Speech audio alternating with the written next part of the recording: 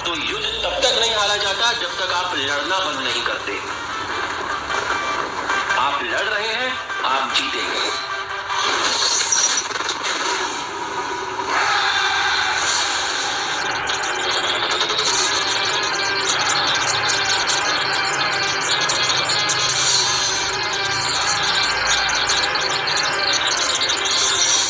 Class start होने से पहले मस्त होके बैठना, चौड़े होके बैठना, क्योंकि एक बार फिर तुम्हारे भाई की क्लास है।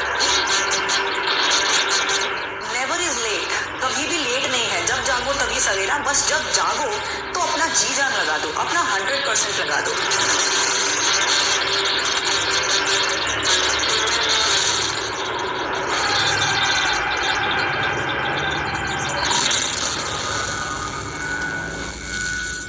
जितनी ताकत तुम्हारे अंदर है ना दिन देखो ना रात, और लगा दो अगर, तो तुम नीट क्लियर कर सकते हो। तो वो कॉन्फिडेंस अपने अंदर रखो। सो गाइस, जैसा कि आप सबको पता है, हमारे बॉटनी के टीचर्स भी अब पता चल चुके हैं। हमारे एक टीचर हैं रुपेश सर और दूसरी हैं अर्चना राठी मैम। तो अभी तक मैंने रुपेश सर से एक लेक्चर कर रखा है पहले, पिछले साल उम्मीद बैच से। Cell cycle and cell division मैंने किया था, पर मुझे आधा चैप्टर ही मुझे समझ में आया था। उसके बाद में थोड़ा सा लापरवाही हो गई और मुझे समझ में भी नहीं आ रहा था, तो मैंने फिर छोड़ दिया था। इस वजह से रुपेश सर का मुझे थोड़ा थोड़ा कम ठीक लगा। उससे अच्छे मुझे विपिन सर के लेक्चर लगते हैं। हम लोगों ने ये प्रेडिक्ट किया था कि विपिन सर पूरी बॉटनी पढ़ाएंगे। हम दोनों ने विपिन सर की मेडिजी मंगा ली थी, बट यहाँ पे फिर से पीडब्ल्यू वालों ने हमें ट्विस्ट दे दिया है। दो टीचर बॉटनी में डाल दिए हैं, जो कि एक रुपेश सर और एक अर्चना राठी मैम है। अभी तक मैंने रुपेश सर और अर्चना मैम, इन दो, अभी तक मैंने सिर्फ रुपेश सर से ही एक लेक्चर किया है, वो भी जो मैंने अभी आपको बताया चैप्टर। और अर्चना मैम से मैंने अभी तक एक बार भी नहीं पढ़ा है। तो उनसे तो सिजुका ने सारे, मतलब सारे नहीं, आई थिंक पढ़ रखा है दो चार चैप्टर। तो उनका दोनों टीचर्स का हमारे रिव्यू सिजुका ज्यादा अच्छे से देगी, तो अभी वो बताएगी। सुनिए आप लोग। हाय गाइस, कैसे हो आप लोग?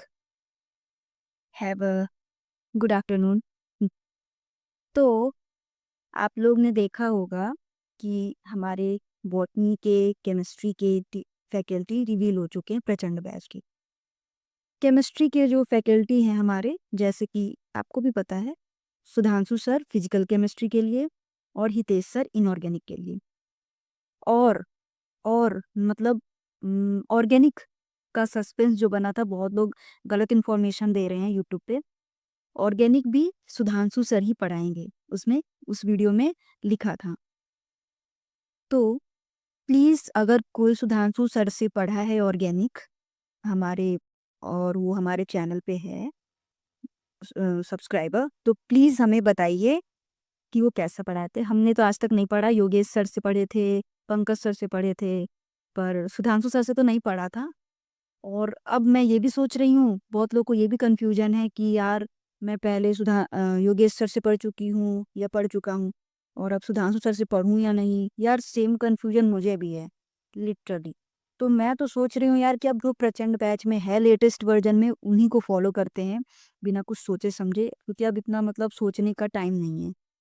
और अगर किसी की बहुत अच्छी ट्यूनिंग किसी पर्टिकुलर टीचर से बन रही है, तो आप उन्हीं को फॉलो करो। अदरवाइज आप बस प्रचंड बैच में लेटेस्ट क्वेश्चन लगा लो। इतना ही मैं बता सकती हूँ जिनको भी कंफ्यूजन था। ओके, फर्दर अब बात करते हैं हम बायोलॉजी की। तो जैसा कि आप देख सकते हो, हमारे पास तो विप्पू भैया की मेड इजी बुक है। मैंने लास्ट ईयर लेट से ही मतलब खरीदी थी, आई थिंक नीट के बाद ही खरीदी थी।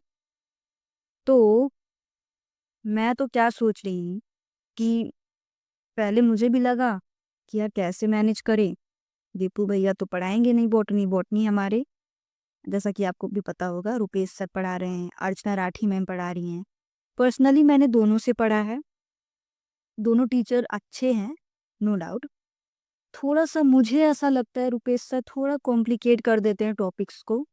मैंने लास्ट ईयर उम्मीद पता नहीं, आई थिंक उम्मीद बैच से ही पढ़ा था, तो लिटिल बिट मुझे कॉम्प्लिकेशन फील हुआ, पर चल जाएगा। मतलब ऑल ओवर वो बहुत अच्छा पढ़ाते हैं। अर्चना राठी मैम भी अच्छा ही पढ़ाती हैं, पर मुझे ये मतलब दुविधा हो गई है कि अब मैं बायो मेड इजी का क्या करूं। फिर मैंने मतलब लिया है, और सर ने वाकई मतलब गाइस बहुत अच्छा नोट्स है सर का, आप देख सकते हो। देखो मैंने कितना मतलब कैसे कैसे मैंने पूरा गोजा पाजी कर दिया है। बहुत अच्छा नोट्स है यार मेडी जी का।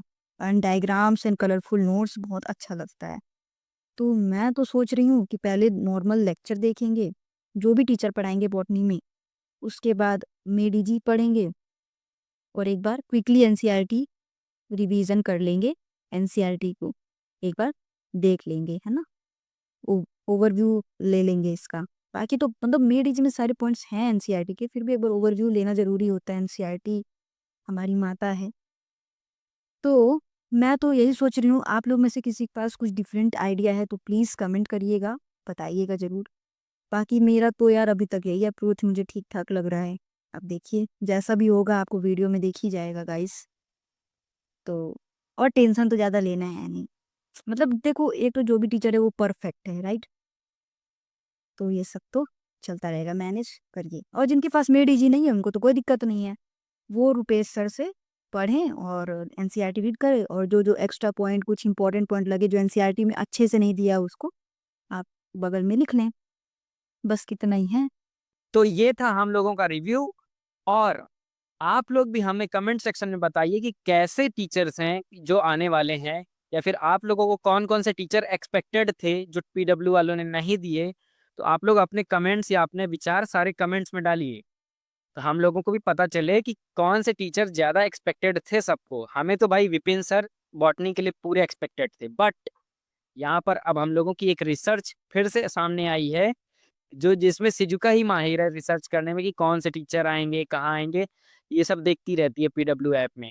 तो रिसर्च ये कहती है कि अगले जो जूलॉजी में आने वाले टीचर्स हैं उसमें से एक तो विपिन सर पूरे होने वाले हैं, क्योंकि बॉटनी में उनका आने का मतलब प्रेडिक्शन था बट वो नहीं आए।